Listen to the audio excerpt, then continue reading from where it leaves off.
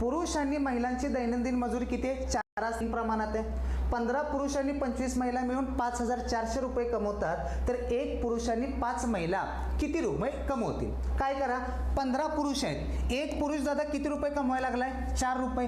15 चोक 60 करा, अधिक एक महिला 3 रुपये कमवते, 25 त्रिक 75 करा, म्हणजे 60 अधिक 75 किती झालं दादा? 135. 135 प्रश्नात किती दिले? 5,400 दिले, तर एकाची किंमत किती आली? 135 चोक 540, एकाची किंमत आली 40.